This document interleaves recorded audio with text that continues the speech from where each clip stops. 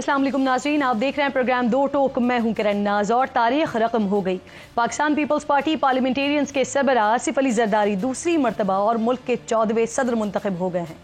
आज होने वाले सदारती इलेक्शन में आसिफ अली जरदारी को 411 इलेक्टोरल वोट मिले हैं कि उनके मुखालिफ सुन्नी इत्तेहाद काउंसिल के उम्मीदवार महमूद खान अचकजई को 181 इलेक्टोरल वोट मिले हैं।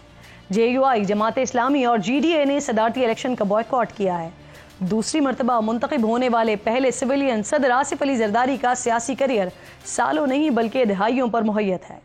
कोई उन्हें सियासत का गुरु तो कोई मफाहमत का बादशाह कहता है, तो कोई कहता है कि उनकी सियासत को समझने के लिए PhD करना पड़ेगा। 26 जुलाई 1955 को आसिफ अली जरदारी बानी पीपल्स पार्टी जुल्फ़िकार अली भुट्टो के इब्तदाई साथियों में शुमार होने वाले हाकिम अली जरदारी के घर पैदा हुए। जरदारी ख़ानदान सियासत और कारोबार में इब्तिदा ही से मुतहर्रिक रहा। उनके वालिद हाकिम अली जरदारी का अंदरून सिंध ज़मींदारी समेत कराची में कारोबार और सिनेमा घर था।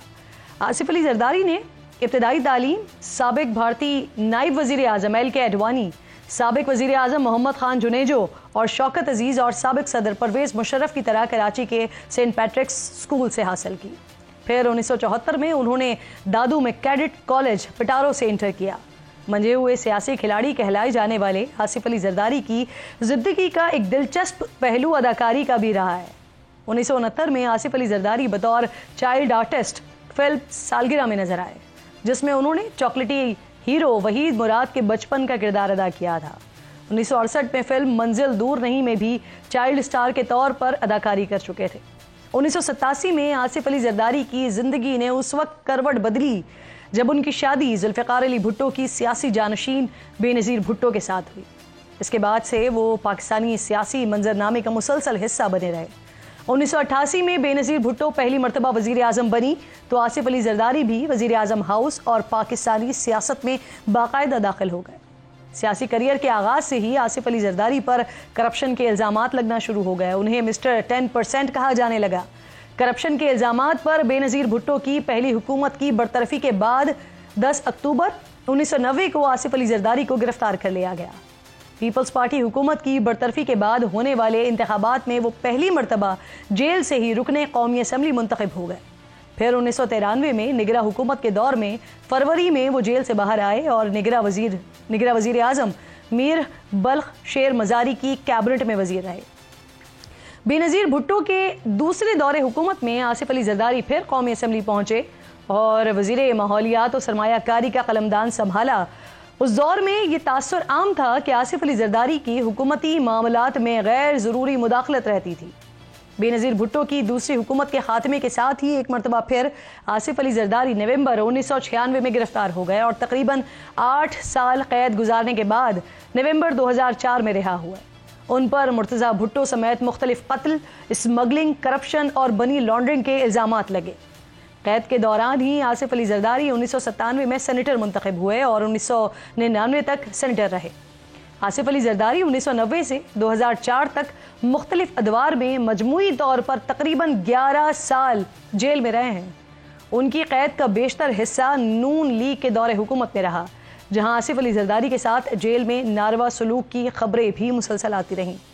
आसिफ अली जरदारी ने खुद भी इल्ज़ाम लगाया था कि दौरान असीरी 17 मई 1999 को बेनज़ीर भुट्टो के खिलाफ बयान न देने पर उन्हें कत्ल करने और ज़बान काश की गई।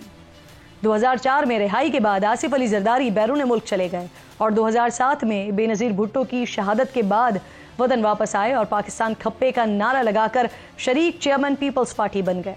फिर 8 माह बाद 9 सितंबर 2008 को पहली मरतबा सदर पाकिस्तान मुंतखब हुए और अगले 5 साल ऐवान सदर के मकीन रहे।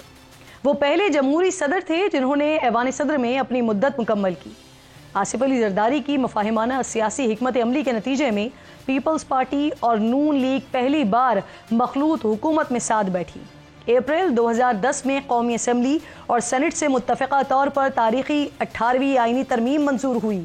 2014 में तहरीक इंसाफ के इस्लामाबाद धरने के हवाले से भी आसिफ अली जरदारी का रोल बड़ा इंपॉर्टेंट रहा, जब उन्होंने हुकूमत वक्त को किसी भी सख्त एक्शन लेने से बाज रखा।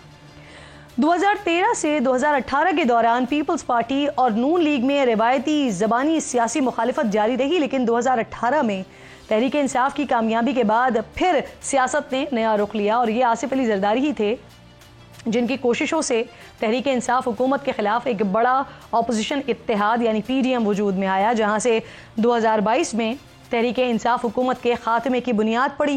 پھر 2022 میں اسی مفاہمتی سیاست کے سلسلے کو آگے بڑھاتے ہوئے نون لیگ اور پیپلز پارٹی نے مل کر اتحادی حکومت بنائی، 16 ماہ ساتھ چلے اور اب ایک مرتبہ پھر نون لیگ اور پیپلز پارٹی دیگر سیاسی جماعتوں کے ساتھ اقتدار کی لگام اپنے ہاتھوں میں مضبوطی سے تھامے ہوئے۔ کہتی ہوں پاکستان پیپلز پارٹی کے پوائنٹ آف ویو کے لیے سینیٹر پلوشا خان میری انتہائی معزز مہمان مجھے جوائن کر چکے ہیں۔ بہت شکریہ پلوشا، السلام علیکم۔ سب سے پہلے یہ فرمائیے، آصف علی زرداری دوسری بار آج صدر پاکستان منتخب ہو گئے ہیں، 400 سے زائد انہوں نے ووٹ لیے ہیں۔ ان کے مخالف امیدوار محمود خان اچکزئی صاحب وہ کہہ رہے ہیں کہ بہت سارے اراکین ان کو ووٹ دینا چاہتے تھے لیکن سب نے کہا کہ انہیں کسی اور کو ووٹ دینے کا حکم دیا گیا ہے، تو یہ کس نے حکم دیا؟ یہ تو ایک فضول بات ہے، کیونکہ اب اچکزئی صاحب بھی محترم ہے لیکن یہ کوئی بات نہیں تک بنتی۔ پول کے پیچھے جا کے کس نے کس کو سیکرٹ بیلٹ دیا، یہ کس طرح کسی کو پتا چل سکتا ہے؟ اور یہ ہم نے نمبرز جو ہیں ہمارے پاس پہلے سے تھے کہ کس نے کتنے ووٹ لینے، یہ بالکل ایویڈنٹ تھا کہ انہوں نے جیتنا ہے۔ اور میں نہیں سمجھتی کہ اس میں کوئی بھی اس قسم کی بات ہے۔ ان کو پہلے اپنے نمبرز اپنی اسٹرینتھ کا پتا تھا، ہمارے ایلائز کے نمبرز کاؤنٹڈ تھے، ہمیں اپنی اسٹرینتھ کا پتا۔ تو اس میں اس وقت یہ تو دودھ میں مینگنیاں ڈالنے والی بات ہے، اور اس میں اور میں کیا کہہ سکتی ہوں۔ اچھا یہ بتائیے، نیشنل پارٹی نے آخری لمحات میں زرداری صاحب کو ووٹ دیا ہے، آپ کے ساتھ 8 نکات پر ان کا اتفاق ہوا ہے، کیا نکات ہیں وہ ذرا وہ بتائیے گا؟ کیونکہ اچکزئی صاحب کہہ رہے ہیں اس کا مجھے علم نہیں ہے جی، اس کا آئی ڈونٹ نو، کہ میں خود سارا دن ہاؤس میں تھی، ووٹنگ ہو رہی تھی، تو مجھے یہ علم نہیں ہے باہر کیا ہوتا رہے۔ صحیح۔ پیپلز پارٹی کیبنٹ کا حصہ بننے جا رہی ہے جس کے لیے میاں صاحب کی زرداری صاحب سے ملاقات ہوگی، کیا یہ بات درست ہے پلوشا؟ دیکھیے ابھی تک تو پیپلز پارٹی کابینہ کا حصہ نہیں بن رہی، that is a stated position, اور میں آپ کو آج کی پوزیشن بتا سکتی ہوں کہ ہمارا یہی فیصلہ ہے اور وہی ہم نے اسی کے حساب سے کانسٹیٹیوشنل پوزیشنز دی ہیں۔ اس کے علاوہ ابھی تک ہم کابینہ کی طرف نہیں سوچ رہے۔ صحیح، ابھی تک کی آپ کہہ رہی ہیں کہ یہ پوزیشن ہے۔ اچھا ایک اور بات بتائیے، سابق صدر عارف علوی صاحب کے حوالے سے بلاول صاحب نے 2 مقدمات بنانے کا کہا تھا، ایک مقدمہ اسمبلی توڑنے کا، دوسرا مقدمہ آئین کے مطابق اسمبلی اجلاس نہ بلانے کا، تو کیا آنے والے دنوں میں اس حوالے سے حکومت کوئی ایسا ایکشن لے سکتی ہے پلوشا؟ دیکھیے میرے خیال میں تو زیادہ مقدمے بننے چاہیے ان پہ۔ انہوں نے بددیانتی کی بنیاد پر صدارتی ریفرنس بھیجا، اسی وقت انہیں امپیچ ہو جانا چاہیے تھا، جو ہمارے پاس نمبرز نہیں تھے۔ انہوں نے اس پریزیڈنسی میں رہ کر وہ جس کام کے لیے آرمڈ فورسز کے وہ سپریم کمانڈر تھے، اس کے بجائے وہ PTI کے سپریم کمانڈر بنے رہے۔ انہوں نے بہت سی ایسی چیزیں کی ہیں جو انہیں نہیں کرنی چاہیے، اور جو انگلوریس جسے کہتے ہیں انگریزی میں ٹریڈیشنز ہیں، جو کہ وہ ایک بری مثال چھوڑ کے جا رہے ہیں۔ اور میں سمجھتی ہوں کہ ظاہر ہے اب وہ جا رہے ہیں تو دھونی سے ایوان صدر کو پہلے پاک کرنا ہوگا اور پھر کوئی اور زرداری صاحب وہاں قدم رکھے، کیونکہ جو ان کی کیا کہتے ہیں غیر آئینی اقدام تھے، ان کے وہ بھوت اور بدروئیں ادھر ہی پھیر رہی ہوں گی۔ تو کیا پاکستان پیپلز پارٹی حکومت پاکستان کو مشورہ دے گی سابق صدر کے خلاف کسی بھی قسم کی کارروائی کرنے کے لیے؟ دیکھیے میں بھی یہ نہیں کہہ سکتی، جنرلی پاکستان پیپلز پارٹی ویسے بہت سارے انتقامات پہ یقین نہیں رکھتی، اور چاہے ان کے خلاف خود کسی نے کام کیا ہو وہ اس کو ذاتی جو اپنے اناد ہیں ان کو بھی سامنے نہیں رکھتی، اور پولیٹیکل وکٹمائزیشن کو بھی نہیں رکھتی۔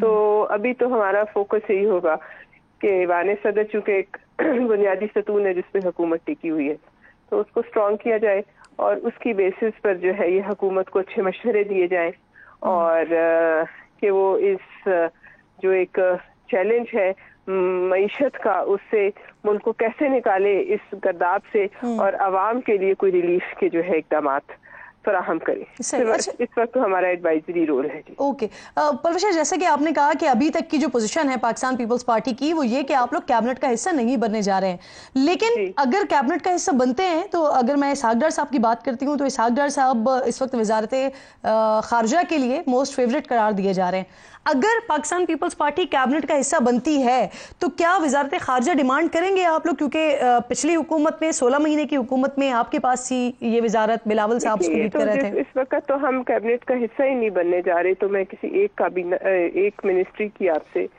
تو اس پہ بات نہیں کر سکتی. یہ تو ہمارا ابھی تک کا ایک ڈیسیژن ہے کہ ہم کابینہ کا حصہ نہیں بنیں گے. صحیح. اچھا یہ بتائیے, اب مرحلے جو ہیں وہ صوبوں میں گورنرز کی تعیناتیوں کا مرحلہ شروع ہو گیا ہے. پنجاب اور خیبر پختونخوا میں پیپلز پارٹی کے گورنرز آنے ہیں, تو کب تک یہ تعیناتیاں ہو جائیں گی؟ کون آ رہا ہے؟ کیا فیصلہ ہوا ہے؟ دیکھیے یہ ابھی میں نہیں بتا سکتی. یہ زرداری صاحب جب جائیں گے ایوان صدر میں اور کل اوتھ لیں گے, اس کے بعد اس پہ وہ سوچ وچار اور مشاورت شروع ہوگی. آپ کو اگلے چند دنوں میں پتہ چل جائے گا. صحیح. کل سے خبریں چل رہی ہیں پلوشا کہ نون لیگ اور پیپلز پارٹی نے انتخابی اصلاحات کا فیصلہ کر لیا ہے. اگلے الیکشن سے پہلے نگراں حکومت ختم کرنے پر اتفاق کر لیا ہے. تو کیا واقعی یہ طے ہو گیا ہے اور کب تک اس قانون سازی کو کر لیا جائے گا؟ دیکھیے ابھی تک خبریں ہیں, مجھے اس کے بارے میں نئی جگہ بیٹھیں گی اور فارمل شیپ لے کے کسی کاغذ پہ آئیں گی تو پھر آپ سے میں اس پہ بات کر سکتی ہوں. لیکن ظاہر ہے اب اس طرح کی جو ہے اصلاحات جو ہے وہ وقت کی ڈیمانڈ بھی اور کرنی بھی چاہیے. جی, پیپلز پارٹی میں کسی سطح پر اس پر ڈسکشن ہوئی ہے؟ دیکھیے ضرور پیپلز پارٹی میں تو ہر سطح پہ ہر وقت ڈسکشن ہوتی ہے اور یہ اہم مسئلے ہیں انتخابی اصلاحات. ہر دفعہ انتخاب کے اوپر دھاندلی کے الزامات لگنا اور اس طریقے سے ملک اور قوم کے پیسے جو ہیں وہ اس میں جاتے ہیں کئی ارب, تو یہ تو کوئی ویسے بھی ایک اچھی ٹریڈیشن نہیں ہے. اس سے ملک کی بدنامی ہوتی ہے, اس لیے ہمیں فول پروف انتخابی اصلاحات کی ضرورت ہے. صحیح. بہت بہت شکریہ آپ کا پلوشا. پروگرام میں ساتھ میں ایک چھوٹا سا بریک لیجیے. بریک